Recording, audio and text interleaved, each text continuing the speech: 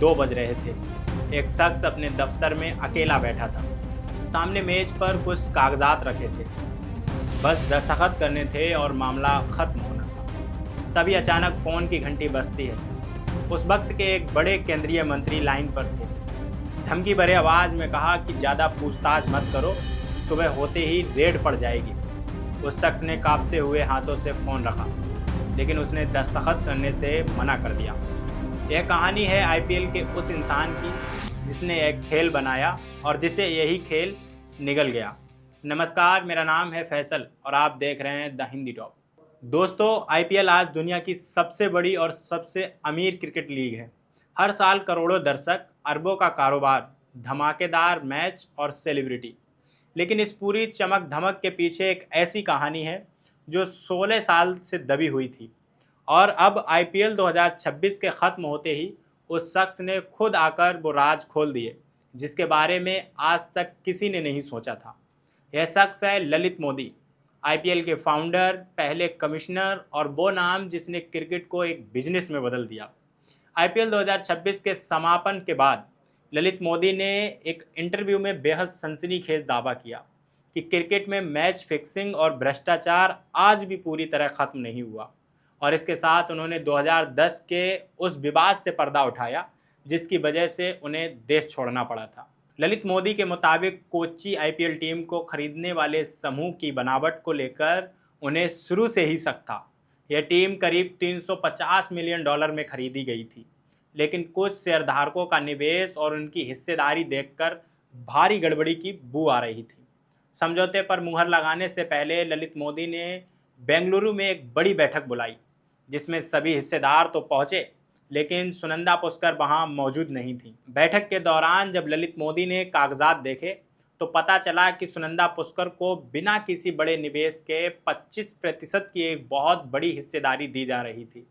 ललित मोदी ने तुरंत सवाल उठाया कि यह सुनंदा पुष्कर कौन है और बिना पैसे लगाए इन्हें 25% हिस्सेदारी क्यों मिल रही है। और यही सवाल उस रात उनकी ज़िंदगी का सबसे बड़ा मोड़ बन गया। ललित मोदी का दावा है कि जैसे ही उन्होंने दस्तखत करने से मना किया, रात के करीब 2 बजे अचानक तत्कालीन विदेश राज्य मंत्री शशि थरूर का फ़ोन आया।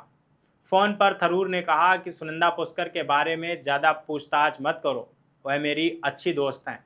और साथ में यह भी जता दिया कि अगर मामले को तूल दिया तो सुबह ही घर और दफ्तर पर सरकारी एजेंसियों की रेड पड़ जाएगी।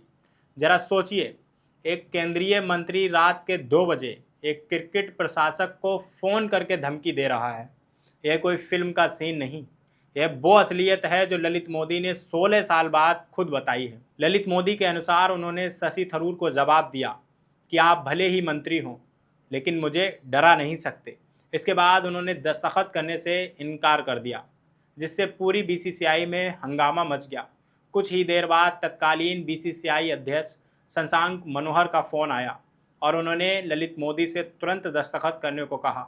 ललित मोदी ने दबाव की बात को रिकॉर्ड पर लिखते हुए मजबूरन दस्तावेज पर हस्ताक्षर कर दिए। और अगले दिन सुबह जब अखबारों में खबर छपी कि सुनंदा पुष्कर और शशि थरूर शादी कर रहे हैं, तब जाकर उन्हें इस पूरे खेल की असली वजह सामने आई। यानी एक आईपीएल टीम की खरीदारी में एक बड़े नेता की होने वाली पत्नी को मुफ्त में 25% हिस्सेदारी दिलाई जा रही थी और जिसने सवाल उठाया उसी पर रेड की धमकी। लेकिन दोस्तों, यह कहानी यहीं ख़त्म नहीं होती। ललित मोदी ने एएनआई को दिए इंटरव्यू में बताया कि दाऊद इब्राहिम क्रिकेट बेटिंग का सबसे बड़ा खिलाड़ी है, एक ऐसा अंडरग्राउंड सट्टा बाजार जो एक मैच में करीब $4 अरब तक का कारोबार करता है। और जब ललित मोदी ने मैच फिक्सिंग के खिलाफ जीरो टॉलरेंस की नीति बनाई तो दाऊद उनका दुश्मन बन गया।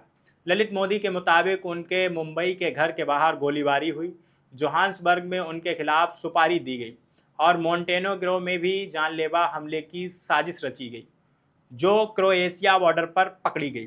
3 देश 3 हमले, यहाँ तक कि उनके बेटे को यूके में किडनैप तक किया गया। ललित मोदी ने कहा कि उनके कार्यकाल में भ्रष्टाचार और मैच फिक्सिंग के खिलाफ सख्त कदम उठाए गए थे, लेकिन उनके जाने के बाद हालात बदल गए। और उनका यह भी दावा है कि आज भी क्रिकेट में यह खेल जारी है। यह बड़ा सवाल है कि आईपीएल आज भी दुनिया की नज़रों में एक चमकदार लीग है, लेकिन अगर उसके ही फाउंडर कह रहे हैं कि भ्रष्टाचार अभी भी जड़ों में है, तो इसकी जांच होनी चाहिए। दोस्तों, ललित मोदी की ये कहानी सिर्फ एक आदमी की कहानी नहीं, यह उस पूरे सिस्टम का आईना है जिसमें खेल, राजनीति और माफिया एक साथ मिले हुए हैं।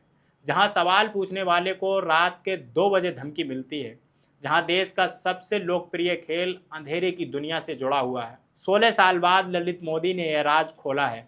अब देखना यह है कि इन दावों की जांच कोई करता है या नहीं, या यह भी बस एक और इंटरव्यू बनकर रह जाएगा। आपको अगर यह वीडियो पसंद आई हो तो लाइक और शेयर ज़रूर करें और चैनल को सब्सक्राइब करना ना भूलें, और हमें सोशल मीडिया प्लेटफॉर्म फेसबुक और इंस्टाग्राम पर भी फॉलो करें। Audio Jungle.